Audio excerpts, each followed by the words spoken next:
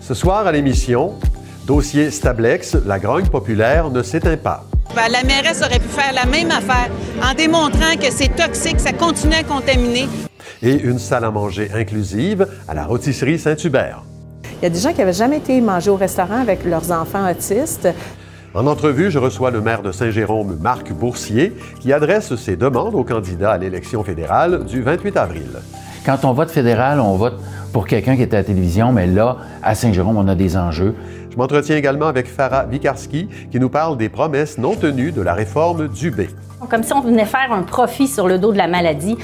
Enfin, Caroline Dionne nous informe d'une augmentation des cas de rage chez les ratons laveurs. À partir du moment où les symptômes apparaissent, la mort survient. Bienvenue à Accès local.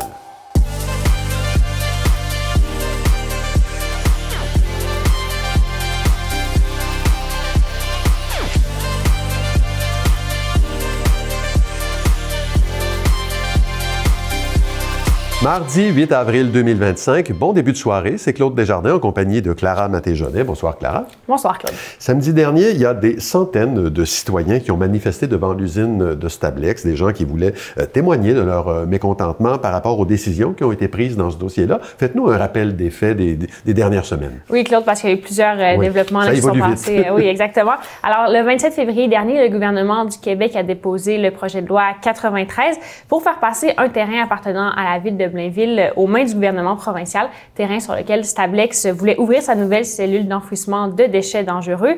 La ville de Blainville, bien sûr, s'est opposée à ce projet de loi puisqu'elle avait résilié l'entente avec Stablex quelques mois plus tôt. Mais le 28 mars dernier, le gouvernement a adopté sous bâillon la loi 93, ce qui signifie qu'il exproprie la ville de Blainville. Oui, voilà. Alors, pourquoi le gouvernement tient-il tellement à ce que la cellule 6 soit aménagée sur ce nouveau terrain? Parce que, de son côté, la ville maintient que la cellule peut être construite sans problème sur un terrain qui était déjà prévu à cet effet. Parce que le gouvernement du Québec, tout comme l'entreprise Stablex, soutiennent que d'ici 2027, la cellule 5 sera remplie et qu'un ralentissement dans l'aménagement de la cellule 6 pourrait occasionner un bris de service. Donc, on se retrouverait avec un surplus de déchets dangereux.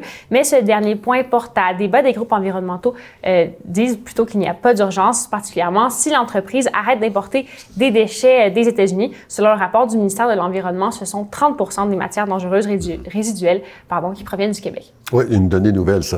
Parmi les manifestants qui étaient présents à la manifestation, beaucoup étaient en désaccord avec la façon de faire de la mairesse de Blainville, Lisa Poulin. Oui, tout à fait. On retrouvait sur place la coalition des citoyens de Blainville contre la cellule 6 de Stablex, le collectif Maire au front des Basses-Laurentides et des représentants de Climat Québec, entre autres. Beaucoup de personnes présentes sont tout simplement contre la démarche de Stablex de s'agrandir, que ce soit sur n'importe quel terrain. Au cœur des préoccupations des manifestants, c'est le doute face à la sécurité environnementale du procédé Stablex et l'opposition à la destruction des milieux humides. Martine Ouellette, qui est chef de Climat Québec, accuse la mairesse Lisa Poulin de ne pas en avoir fait assez pour bloquer Stablex. On peut l'écouter.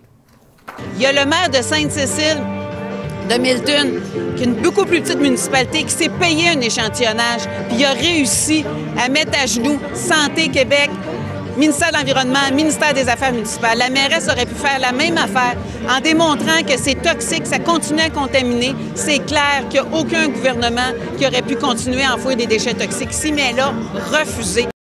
Les manifestants ont donc bravé la pluie cette fin de semaine pour marcher autour du site de Stablex et se rassembler aussi devant l'hôtel de ville. Et à quoi on peut s'attendre pour la suite des choses? Eh bien, la ville de Blainville s'est opposée à l'adoption de la loi sous bâillon. Avec la communauté métropolitaine de Montréal, elle a déposé une demande d'injonction à la Cour, demande qui a été refusée par la juge mercredi dernier, qui a affirmé que l'intérêt public sera mieux servi par le maintien de la loi que par son sursis. La ville de Blainville a partagé son projet d'amener le dossier en appel. L'objectif, c'est de gagner du temps parce qu'à partir du 15 avril, la déforestation est interdite pour protéger la nidification des oiseaux migrateurs. Donc, par contre, si l'entreprise veut respecter son échéancier, elle doit commencer ses travaux avant cette date-là. Madame Ouellette, de son côté, espère un moratoire sur l'importation des déchets dangereux. Je vous laisse le mot de la fin.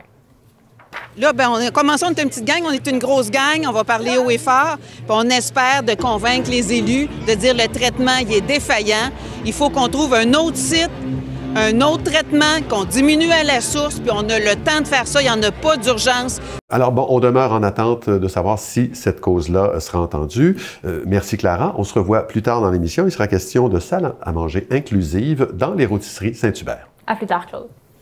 YMX Aérocité Internationale de Mirabel a accueilli une délégation d'entreprises et de professionnels du développement économique venus de 3 régions d'Italie le 28 mars dernier dans le cadre du Salon Aéromar. Cette visite visait à présenter l'espace Aéro Pôle Mirabel, zone d'innovation en aérospatiale. Cette rencontre a été l'occasion d'échanger sur les opportunités de collaboration et d'investissement entre le Québec et l'Italie dans le secteur de l'aérospatial.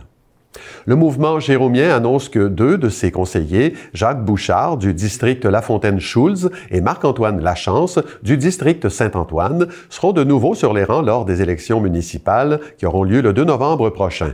Le chef du mouvement jérômien, Rémi Barbeau, estime que ces 2 candidats représentent les piliers de son équipe.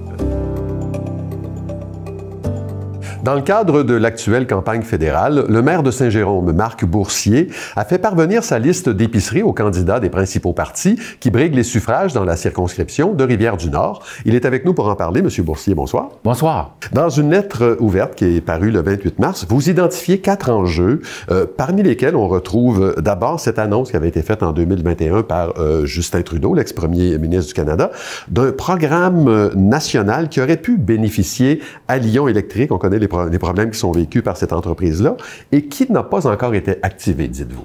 Exactement, c'est le Zero Emission Transit Fund. C'est une subvention qui est remise par justement le gouvernement fédéral aux transporteurs scolaires canadiens, on s'entend, puisqu'au Québec, on a quand même une bonne structure de subvention pour ça. Mais les transporteurs canadiens, donc, à l'époque, s'attendaient à avoir 50% de subvention sur l'achat de leurs autobus scolaires. Jamais le programme n'aura fonctionné. Par contre, actuellement, moi, j'ai des bons espoirs que Lyon revienne. On disait qu'il y avait 2 acheteurs potentiels, un Québécois et un consortium américain. Donc, si ça s'avérait, moi, si j'étais acheteur de Lion Électrique, je m'informerais à savoir si ce programme-là va être fonctionnel et pleinement opérationnel à 50% de subvention avant d'acheter.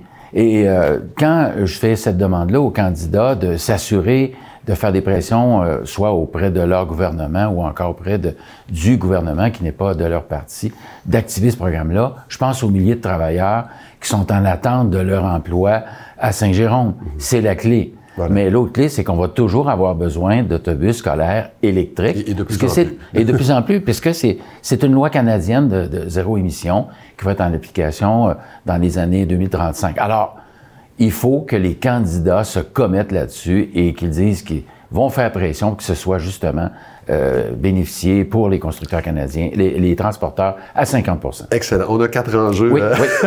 à vérifier. L'autre concerne le programme de la taxe sur l'essence de la contribution du Québec, le fameux TEC, dont le budget a été amputé de 30%. Il sert à quoi ce programme-là? Bien, ça sert justement quand on rénove des rues, plutôt que seulement faire l'asphalte, on creuse en profondeur et on sépare le pluvial du sanitaire, les tuyaux, l'aqueduc. Alors, c'est des travaux de refonte qui sont subventionnés à 90% pour des rues, ce qui veut dire que dans l'ensemble des villes du Québec, à cause de cette coupure-là fédérale, qui est remise encore une fois au gouvernement du Québec par la suite, bien, il y a 30% des rues qui ne seront pas faites à ce tarif-là, ou encore qui vont être à 100% à la charge des villes. Donc, c'est important de le réactiver au nom de toutes les villes du Québec, et Saint-Jérôme, justement, est affecté par ça. Alors, il faut que le candidat, la candidate du parti politique, qui sont 3 d'ailleurs au moment où on se parle, il va en avoir seulement que 3 à Saint-Jérôme, dans Rivière-du-Nord, se commettent là-dessus. Il est aussi question de ce fameux bras de fer avec Services correctionnels Canada. Ça concerne la reconstruction du centre La Ferrière. Tout le monde à peu près vous appuie là-dedans, là. Tout le monde, tout le Québec, l'UMQ, notre chambre de commerce, la communauté.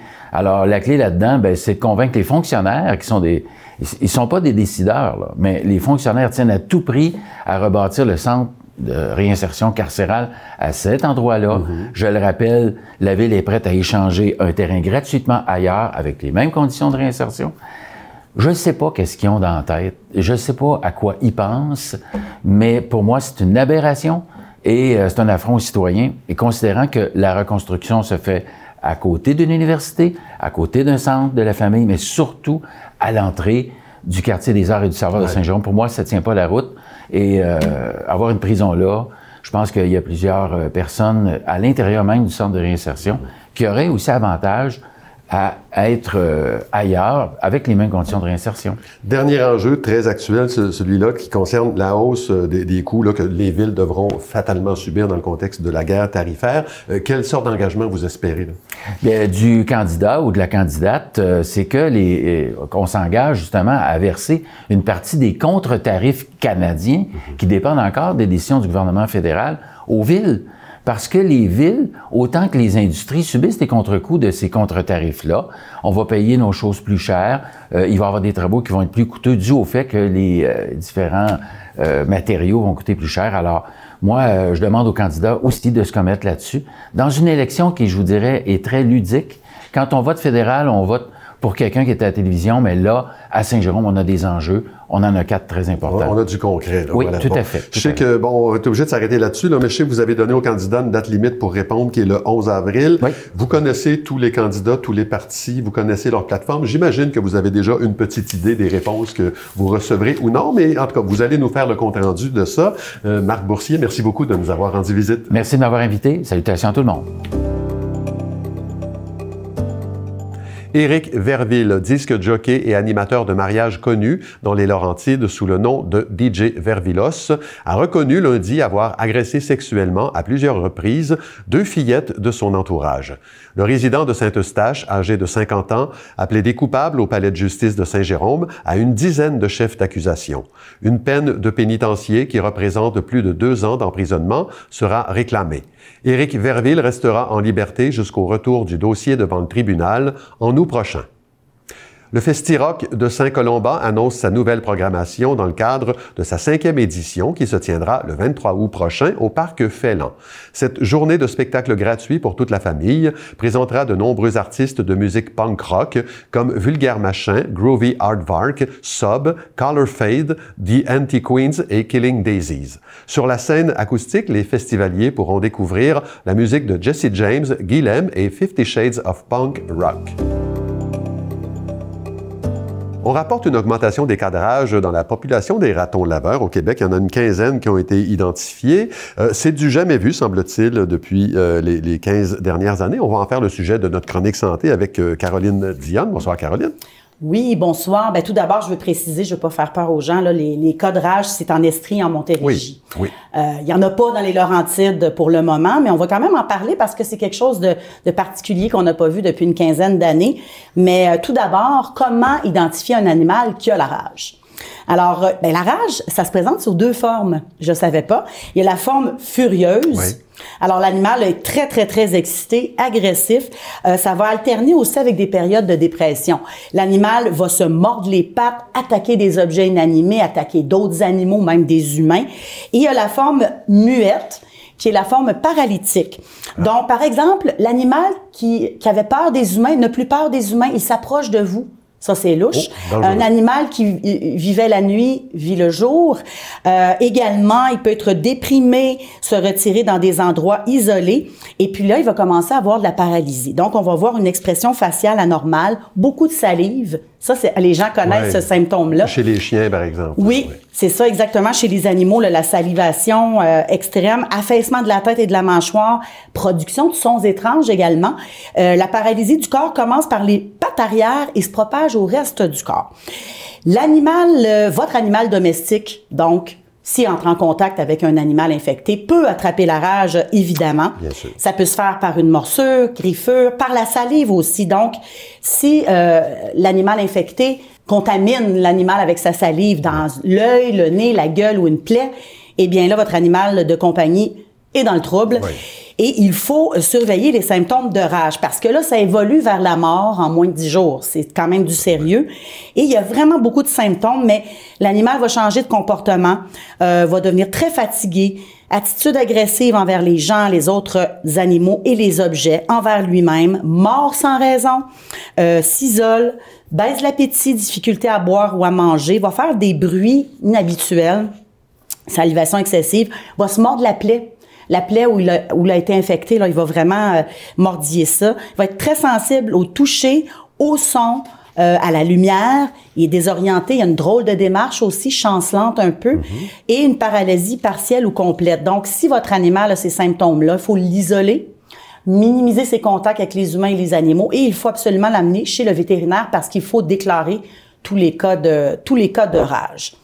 Autre point, la rage se transmet à l'être humain. Oui. Alors, faut savoir qu'il n'y a aucun traitement pour guérir la rage une fois que les symptômes sont commencés, que ce soit chez l'animal ou chez l'homme. Donc, à partir du moment où les symptômes apparaissent, la mort survient. Chez l'humain, c'est dans les 14 jours suivants. Mais il y a quelque chose à faire. Si on se fait mordre ou griffer ou quoi que ce soit, il y a des étapes à suivre, bien nettoyer, des choses comme ça, puis consulter un médecin rapidement, parce qu'ils peuvent quand même essayer de vous sauver si vous êtes rapide. Là, alors, qu'est-ce qu'on doit faire? Qu'est-ce qu'on doit faire, nous, si on aperçoit un raton laveur ou n'importe quel autre animal qui semble infecté? Oui, exactement. Donc, en ce moment, les ratons laveurs sortent de leur hibernation, cherchent la nourriture, donc on les voit plus souvent maintenant. Et donc, un raton laveur avec des symptômes de la rage qu'il faut faire, il faut communiquer avec le ministère de l'Environnement, de la lutte au changement climatique, de la faune et des parcs. Les techniciens vont se rendre sur place, capturer l'animal. Les renards, les moufettes, les chauves-souris, c'est aussi des réservoirs importants du virus de la rage. Faut les garder à l'œil. On parle beaucoup des ratons en ce moment, mais d'autres animaux peuvent avoir la rage également. Si vous trouvez un animal mort, peu importe de la façon dont il est mort, il faut le rapporter aussi au ministère. Il faut jamais déplacer un raton laveur ou tout autre animal qui a la rage. Des fois, les gens vont l'attraper et aller le mettre ailleurs. Pas une bonne idée, parce qu'on peut amener la rage dans une région qui avait été épargnée jusqu'à maintenant. Oui. Bon, et qu'est-ce que les autorités font pour contrer le virus de la rage chez les animaux sauvages? L'an dernier, il y a eu 46 000 doses de vaccins contre la rage qui ont été épandues. C'est épandu, oui, sur une surface de 4 000 km² l'an dernier, entre avril et août. Ça s'appelle un appât vaccinal. Et donc, ça ressemble un petit peu à un sachet de ketchup. Et c'est très attirant pour les animaux. Ça sent bon. Ils vont aller croquer dedans et là, le liquide se répand dans leur gueule et ça fait effet dans l'organisme. Et cette année, ça s'en vient. Le vaccin va être distribué encore sur une plus grande surface dans les prochaines semaines. Voilà. En conclusion, Caroline. Il faut rapporter tout animal suspect au ministère. Tenez-vous loin des animaux sauvages. De toute façon, rage ou pas rage, on prend pas de chance. Et si vous avez des chats ou des chiens, faites-les vacciner contre la rage parce qu'une fois que c'est commencé, qu'ils sont infectés, il n'y a rien à faire. Merci, Caroline. Grand plaisir. À l'instigation de la coalition Solidarité Santé, de nombreux organismes se sont manifestés dans le cadre de la Semaine d'action régionale lancée le mardi 1er avril. Avec nous pour en parler, Farah Vikarski, agente à la mobilisation pour le regroupement des organismes communautaires des Laurentides. Bonsoir, Madame Vikarski. Bonsoir. Bon, je précisais la date du 1er avril, c'est pas anodin parce qu'on a utilisé la symbolique du poisson d'avril pour soumettre cette idée que la réforme du ministre Christian Dubé n'avait pas rempli ses promesses. Pour vous, ça semble être un échec. C'est un échec. Et en fait, l'idée, c'était de dire que c'est comme une mauvaise blague, finalement, cette réforme-là. On en entend parler depuis 2022, avant même que la CAQ soit réélue. Ils nous avaient dit, c'est pas une réforme, c'est un projet de refondation. Les journalistes avaient questionné, ils ont toujours nié. Au fil des dernières années, on a vu l'instauration tranquillement de ça, le PL15, qui est passé sous bâillon en décembre 2023. Donc, les partis de l'opposition avaient même pas eu le temps d'étudier ce projet de loi-là au complet, qui vient toucher un paquet de lois dans la loi de santé et services sociaux. Bref, grande réforme antidémocratique avec une centralisation avec l'Agence Santé Québec, gérée par le privé, par Mme Biron, gérée par le privé, gérée par une dame qui est issue directement du milieu privé, comme si dans le milieu public, il n'y avait pas de personnes qui étaient aptes à avoir une vision pour le système de santé publique. Là, vous venez de condenser l'enjeu global. Non, mais c'est vrai, mais on va y aller en détail parce que la coalition a identifié 4 promesses non tenues. Je vais vous demander peut-être de les commenter une par une. La réforme Dubé, d'abord, c'est un système de santé démocratique et à l'écoute des gens. Poisson d'avril. Donc, c'était ça l'idée de la campagne. Oui. Non, pas du tout, parce que justement, là, j'ai parlé du bâillon. Donc, le PL15 a été imposé. Après, ce qu'on a vu, c'est qu'il y a des structures démocratiques à l'intérieur du système de santé qui ont été balayées du revers de la main. Donc, des places où les citoyens pouvaient s'exprimer, où là, ces instances-là n'existent plus. Et avec la centralisation, comme je disais, avec Santé Québec, c'est tout le pouls du terrain qui est perdu par une tête, je dirais, qui va gérer l'ensemble du Québec. Donc, pour le personnel aussi, là, le personnel de la santé qui est lié maintenant à une seule instance qui les emploie. Donc, jamais dans l'histoire, on a vu une centralisation qui était démocratique. Donc, poisson d'avril pour ce qu'on promettait d'un système décentralisé aussi. Un système de santé qui améliore l'accessibilité grâce au privé. Le privé, ça aussi, c'est quelque chose qui est dans la mire depuis que le système de santé des services sociaux au Québec, dans les années 1960, le système public a été mis sur pied. On a vu élection après élection, des ministres qui ont voulu centraliser puis qui ont voulu couper un peu ce système public-là. Jamais la privatisation, ça non plus, dans l'histoire, a démontré des bienfaits. Au contraire, elle siphonne, elle vampirise les ressources du public pour l'amener au privé. Puis cette privatisation-là, il faut parler aussi de marchandisation, comme si on venait faire un profit sur le dos de la maladie. Donc, non, ça ne colle pas ça non plus. Et justement, sur cette question-là, le fait qu'on soit parfois redirigé vers le privé aux frais du gouvernement, ça vous paraît pas comme une solution acceptable, ça? Bien, solution acceptable pour une partie de la population qui va être à même de payer ces frais-là, mais il y a tout un pan de la population qui sont inaptes à payer ces frais-là. Puis après, c'est que ça ouvre la porte à une sélection de qui on prend en fonction de quelle maladie on veut soigner, puis ça laisse en pan un paquet de personnes dans la société. C'est ça qu'on veut dire par marchandisation de la santé. Oui, bien la marchandisation, c'est qu'on veut payer, puis finalement, il y a des gens qui se font un profit sur le dos de d'autres personnes qui sont malades. Fait que je trouve que côté éthique, c'est questionnable. D'accord. Autre promesse, la réforme du B, c'est un médecin de famille pour tout le monde? Je sais pas. Est-ce que vous en avez un? Non, je ne veux pas rentrer là-dedans. Je trouve que ça aussi, ça fait des années qu'on entend parler de ça. Puis vraiment, non, les gens sont encore sur des listes d'attente. C'est pas vrai qu'il y a un médecin de famille pour tout le monde. Et au contraire, on redirige les gens vers le privé. Quand on appelle la ligne 811, il y a toujours des heures d'attente. Ça, nous, on le voit beaucoup dans les organismes communautaires. Des fois, on se fait référer des gens qui n'ont pas réussi à avoir une ressource via la ligne 811. Donc, on dit, allez dans les organismes, la réponse est plus rapide. Ça non plus, ça n'a pas lieu d'être. Donc, ce que vous prônez, c'est la décentralisation, changement de culture aussi? Bien, changement de culture, oui. Si on pouvait...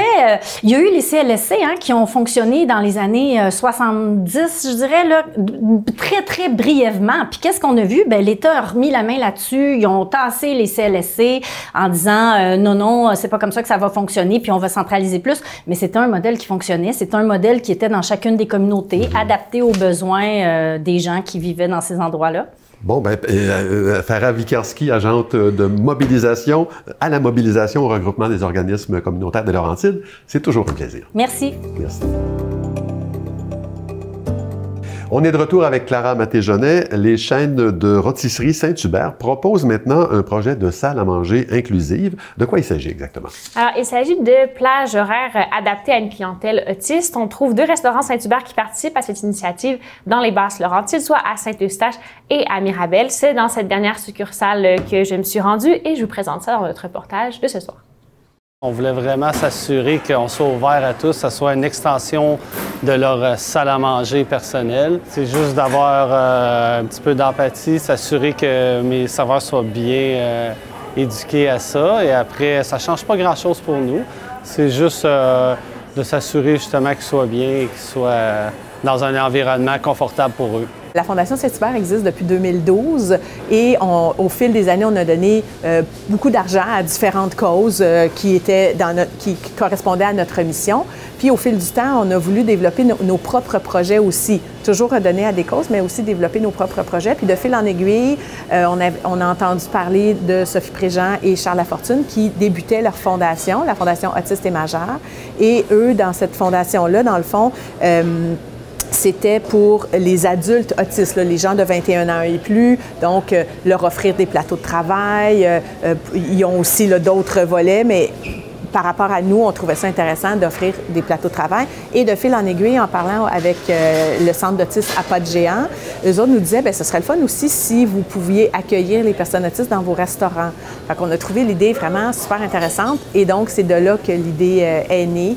Et suite à ça, là, on s'est mis au travail pour savoir qu'est-ce qu'on fait, quand est-ce que ça pourrait être, qu'est-ce qu'on a besoin.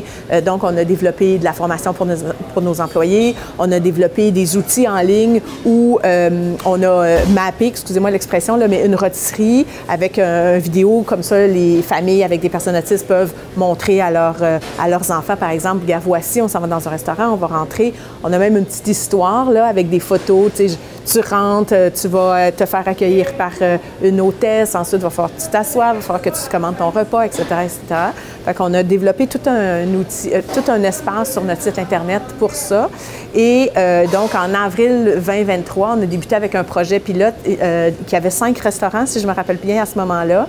Et donc, on a vu un peu comment ça se passait, parce qu'on se disait, bon, ça se pourrait que ça ne fonctionne pas, puis que les gens ne viennent pas, etc., etc. Fait qu'on a fait ce projet pilote pendant quelques semaines et ça a été un succès dans le sens qu'il y a des gens qui sont venus, ils ont beaucoup apprécié. Il y a des gens qui n'avaient jamais été manger au restaurant avec leurs enfants autistes. Donc, on a été quand même particulièrement touchés par différentes histoires. Et de fil en aiguille, bien, il y a des franchisés qui ont levé la main pour pouvoir participer à ce projet-là. Et là, bien, on est en avril, en tout cas fin mars 2025, puis on est rendu à 30 restaurants Saint-Hubert là, qui offre les projets inclusifs le dimanche midi. On a un chef de projet, Alain, qui travaille pour Pas de Géant, mais qui travaille, je veux dire, principalement pour Saint-Hubert. Là. Puis donc, il vient dans le restaurant quand on fait le premier dimanche inclusif. On s'assure aussi que les organismes autour, là, je vais dire, soit des écoles, des centres de jour, des organismes pour les personnes autistes, bon, tout ça, qu'on communique avec eux pour dire qu'on lance ce projet-là dans, mettons, le restaurant qui est dans leur communauté. Donc, eux autres nous amènent des gens, les personnes autistes ou non, sont bienvenues chez Saint-Hubert tout le temps, évidemment, mais on a choisi le dimanche midi parce que, en général, c'est parfois un petit peu plus calme. Donc, on tamise un peu les lumières, la musique est un petit peu plus basse. On s'assure de choisir aussi des tables, mais pas, tu sais, d'un côté les personnes autistes, d'un côté les personnes neurotypiques. Donc, les gens, on veut qu'ils soient inclus, mais il y a des espaces, par exemple, des banquettes, des fois, qui sont un petit peu plus à propos. Tu sais, on n'ira peut-être pas prendre la table qui est à côté de la porte pour entrer en cuisine. On est un petit peu plus loin. Parfois, il y en a qui veulent être près des toilettes. Parfois, il y en a qui veulent être un peu plus loin. Donc, tu sais, on voit où est-ce que c'est le plus approprié d'accueillir ces gens-là. On s'assure que le personnel a suivi la formation. Donc, la formation, c'est quelques petites capsules vidéo là, de quelques minutes. Donc, c'est pas, on ne crée pas ce ne sont pas des intervenants. Là. Ce sont des gens qui sont outillés, qui comprennent un peu ce qu'est l'autisme, mais de façon quand même assez simple. Sur place, on a des trousses sensorielles qu'on appelle. Il y a des coquilles, il y a un time timer, là, comme un timer qu'on voit le temps qui passe. On a des petits jeux, tu sais, fait que pour passer le temps, si quelqu'un sent une espèce d'angoisse, bien, il peut jouer avec ça. On a un plateau de travail avec 9 personnes autistes qui travaillent à temps partiel dans notre usine.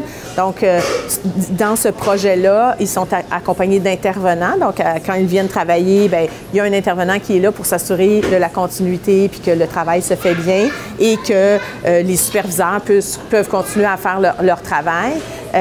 Puis, ces gens-là, dans le fond, sont payés au même salaire que les employés réguliers de l'usine. Donc, c'est vraiment un projet qu'on a travaillé cette fois-ci avec la Fondation Autisme Laurentide. Donc, ils nous ont aidés dans la formation, quelles tâches ces gens-là peuvent faire. Ensuite de ça, ils nous fournissent aussi l'intervenant. Ils ont choisi, tu sais, on est sur le territoire des Laurentides, donc ils nous ont aidés à trouver quelles sont les personnes qui pouvaient travailler travailler pour nous.